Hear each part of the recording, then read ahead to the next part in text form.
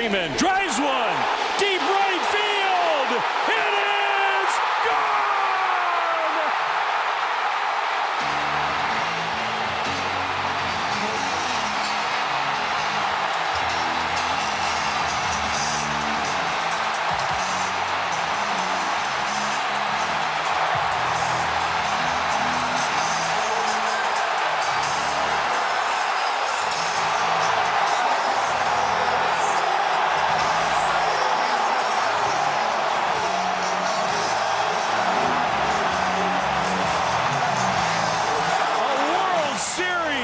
Walk-off grand slam for Freddie Freeman.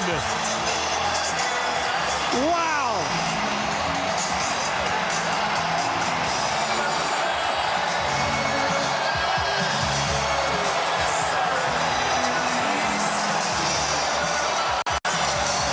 And his ankle may not quite be Kirk Gibson injury level, but there's some shades of that all-time at bat from the 1988 MVP in Freddie Freeman's swing to win Game 1 6-3.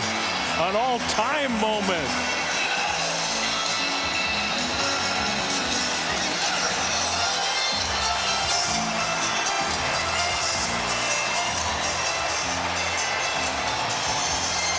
Man, first time we have seen Yankees-Dodgers since 1981. Freddie is jumping into the crowd.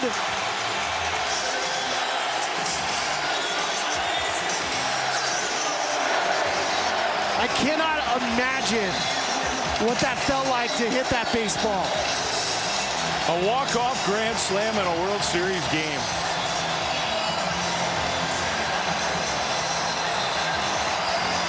For a guy we didn't even know was going to be able to play in this game tonight. That's how bad his ankle was. On the very first pitch he saw.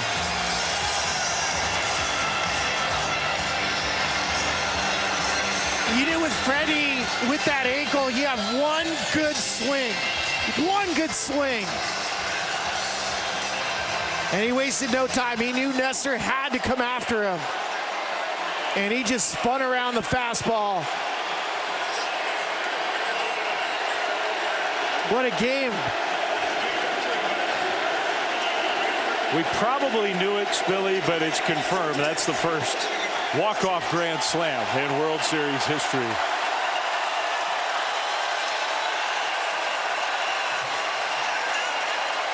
The looks say it all.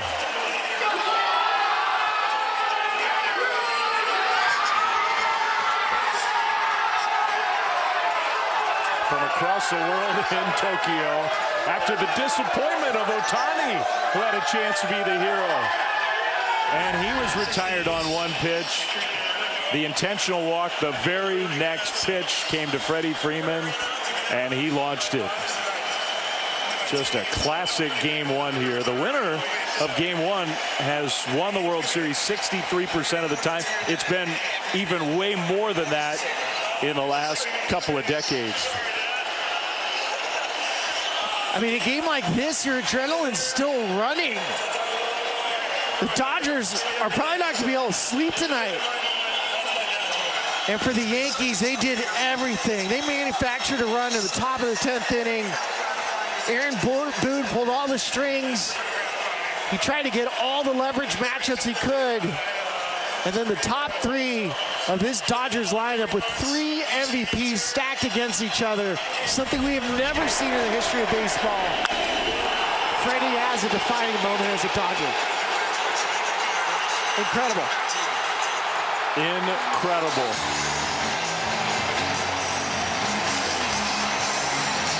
All those great moments in Dodgers history and Yankees-Dodgers history.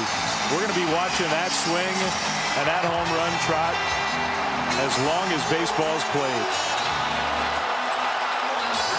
And an incredible game in so many ways. There was so much little stuff, so many small moments, the defensive plays, the extra bases, the steals. And then it was one big swing that ended up deciding it. Wow.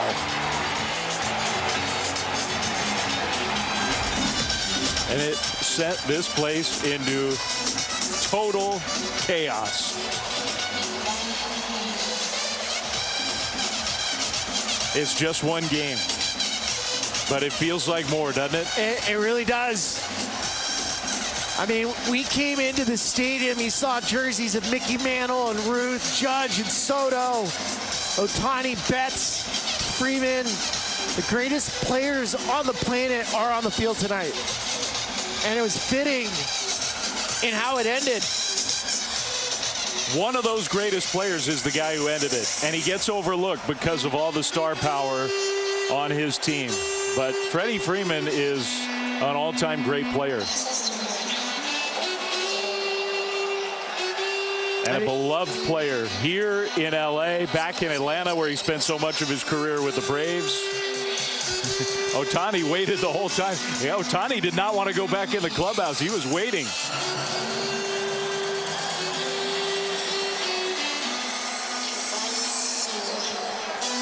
The 22nd Grand Slam in the history of the World Series. Incredible. And also from a human side, Freddie Freeman and his wife, their son got sick throughout in the middle of the season, and it was scary. His son was in bed. It was in a hospital, in ICU, and he's doing great. But to imagine that moment, especially over the course of this year, with him and his wife, their family had to overcome the injury, the question mark about whether he'd be capable of playing and at what level.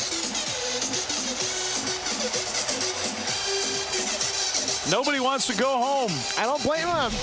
You don't want to sit in traffic. No, he had one of the all-time great World Series games. So much anticipation for this matchup. The great stars that Spilly was talking about. The two best teams in the game. Two starting pitchers who pitched so well tonight. And yet in the end, even with Giancarlo Stanton doing it again, it was Freddie Freeman and a walk-off grand slam that will be remembered forever that decides the game. For Ryan Spilborghs and our whole crew, including our producer Chris Pfeiffer, Dave Fleming saying good night.